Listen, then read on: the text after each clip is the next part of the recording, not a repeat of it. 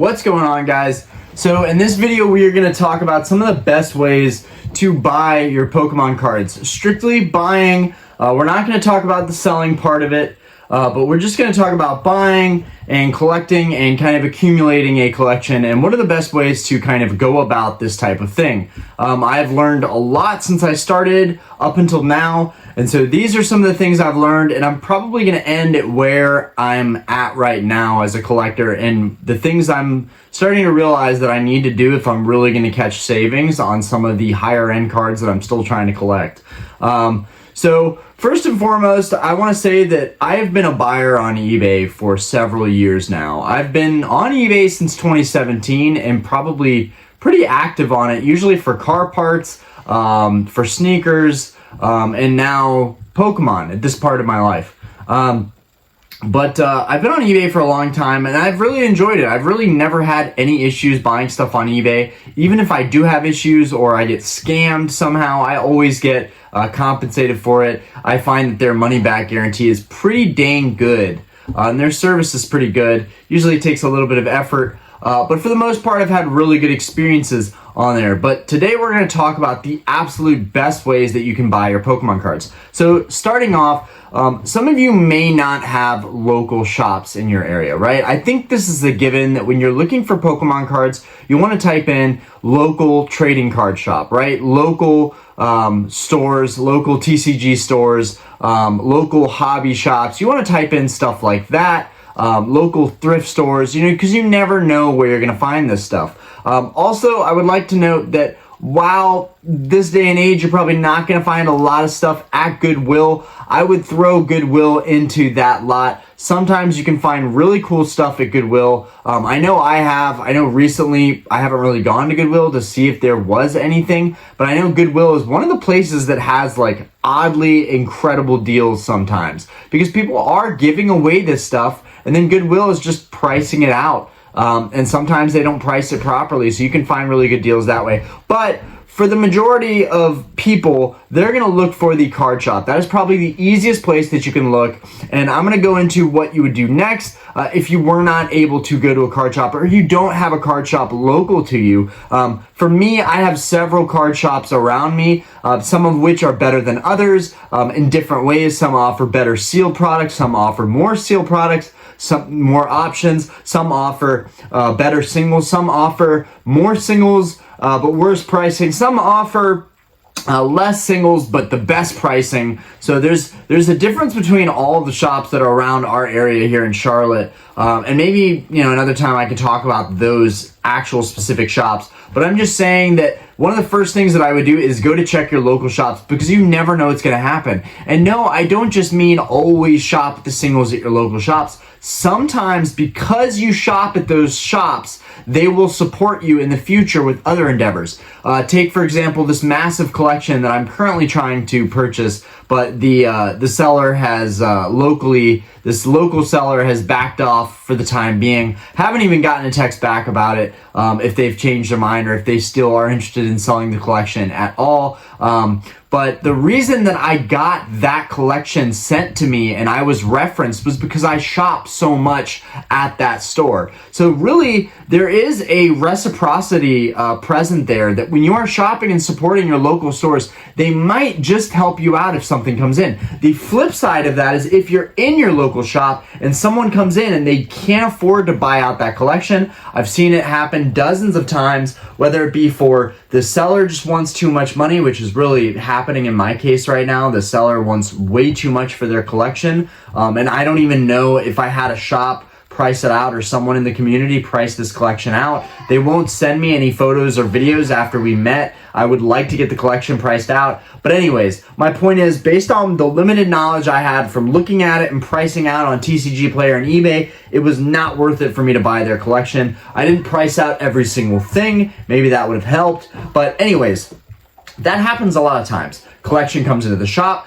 prices it out, usually on TCG Player. Unfortunately, that is how they're pricing out a lot of this stuff, and I wouldn't say it's the most accurate or fairest way to price stuff out, but that's just how they're doing it. This day and age, it's very hard to negotiate with shops, very hard to get a better deal on stuff unless they need the cash. Most times, product will just sit. But Luckily, I do have one shop that negotiates. But anyways, my point is sometimes you're in there and they're pricing out using these factors, using eBay last sold listings, or using TCG Player, or other stuff. Maybe they'll use other auction houses to see what something ended at. But anyways, my point is you're in there, you're present. Someone comes in, they bring out their collection, they want a certain number. The shop can't meet on that number. They're not able to negotiate a fair amount on it, or an amount that works for both the buyer and the shop, or the seller and the shop. And so basically that person is about to walk out the door. If you're in shops and you're there a lot of the time, you might actually have a chance at buying a collection as it walks out the door. That has happened to me a couple times now, where I've been able to actually snag a collection because it comes into the shop and I'm just in the shop a lot of times. Now, I will say, I don't really live close by any of the shops where this happens. There is one, and I had a weird time where someone came in with a Yu-Gi-Oh collection. They didn't want to buy it. I bought it for super cheap. That was pretty cool. But this doesn't always happen, and it would be easier said than done. They stay interrupting my videos. Guys, I want to give a round of applause for the Maltese in this house. We have a couple little yappers. Guys, stop!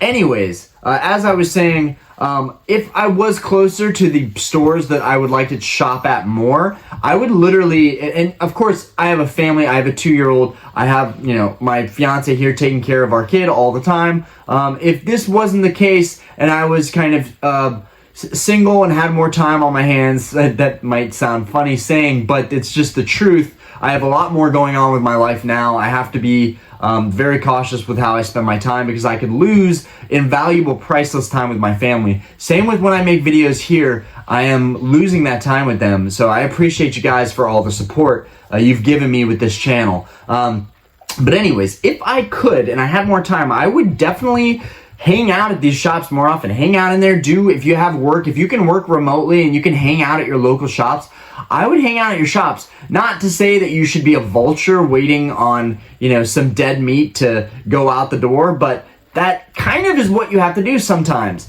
Just if you're around in the present moment and you can cash someone out because the store can't, then there's that. There's always that option. The next thing, if you can't go to your local shops and there are no local shops around you, the next thing you could do is probably Craigslist or Facebook. Now, I know what you're thinking. Craigslist? Ugh. Facebook? Okay. Facebook Marketplace, it's been working for a lot of people. I know I have some friends here locally that are killing it on Facebook Marketplace, doing really well, making sales, buying stuff up. I get a text every day about something that was picked up off Facebook Marketplace or something that was sold on Facebook Marketplace for a really good deal. So I would definitely not discount that. I myself don't use Facebook Marketplace. I have bought some stuff off of Craigslist before and had great experiences. I like meeting in person. I like paying cash for items. It just feels natural. It feels normal to do it that way, but people just aren't really selling stuff on Craigslist anymore. I'm not sure why. I'm not sure if it's because they have a fee now and they have like a $5 posting charge, I guess, like a flat rate charge. But anyways, there's that too. And then there's the Hail Mary of posting on Facebook or Instagram that I am looking, just saying like, do a post with a black background with white letters and say, I am looking to buy collections. You can always do it this way. You would not believe the amount of stuff I've found from doing random Facebook posts or Instagram posts that I'm looking to buy cards, and they end up finding their way to me that way. I actually haven't done that in a while, and I need to do it again soon here. But that's a great way to get your hands on some stuff that you wouldn't otherwise have found, is just by putting your feelers out into the world, put your tentacles out in the world and try and find some stuff, right? If you're using multiple avenues to find the same card, chances are you're probably going to find that card that you're looking for, okay? And then, there's always these other options of buying online, but then you're dealing with the middleman service charging you astronomical fees. There's Mercari, there's eBay. I do have stores in both of those. I'm not as active as a seller now, but when I was buying on those, I had good I had a good time using those platforms. I know Mercari sometimes gives you coupons, and then eBay does something sometimes where they give you a percentage off a certain category. I know at one point there was like a collectibles category percentage, and eBay was doing like 15% off any collectible. And I was actually shopping, and I was looking at Gold Stars and Skyridge Hollows, and Catch 'em All Collectibles had a couple of those, and they were in the category for the percentage off, and he had really good pricing. I'm not sure if those were on consignment or what, but someone ended up snagging those out from under me. I believe there was a Gold Star Alakazam too, and it was like 700 or 800. I think it was 800 or maybe like 775, but then it had 15% chopped off of it because of the eBay kind of categorized coupons. So you have to, it's just like going to your local shop. You have to be present in all of these platforms to actually benefit from them. The same with Pokémon Center, right? Sometimes Pokémon Center does promotional stuff. I know recently they did the Van Gogh promo, and so that was a freebie that they were throwing out. You have to be present not only in the hobby and the community, but also online to find these these pickups. Anyways, I don't even know what I was trying to say there. Anyways, last but not least is the thing that I've found the most beneficial, and I haven't gone through with it yet, but I'm kind of playing around with the idea and getting used to the fact that this is probably the best way to buy your cards. If you're buying specific cards, you need to create a community. You need to meet more people, whether it's on the Facebook groups. There are Facebook groups that specifically sell cards, or on Instagram. Instagram seems to be popping off. Instagram seems to have some really good deals. There are some sellers on there, and both Facebook and Instagram, how are they selling these cards? How is this happening? Are people just Venmoing or Zelling each other and then shipping cards out? Not exactly. Now, they could do this if they wanted to, right? If you were on a friend-to-friend basis and you know each other, it would actually be more beneficial to just send each other money privately and then ship the cards out. Now, the government is definitely cracking down on stuff like that in terms of taxing you on any of these transactions. So really, you're going to get hit no matter what you do with any of this stuff. But most of the time, they are going to use PayPal, friends and family, or goods and services. Now, this is something that my friends here have been pounding into my brain since I started collecting, but I've always been on the fence about using these services. I've always felt safer with eBay, but the reality is that it's probably all the same as far as coverage. I know friends and family, you don't get as much coverage, but goods and services, you get full coverage. So, and I think friends and family, the buyer pays a fee, and then goods and services on PayPal, the seller pays the fee. So the seller really wants to do friends and family most of the time. That's kind of like if you have really good references and you know each other really well, you might do friends and family, kind of why it's dubbed friends and family. And then goods and services would really be like if it's somebody that you've never bought from before, someone you've never sold to before, you might want to just stick with goods and services despite the fees.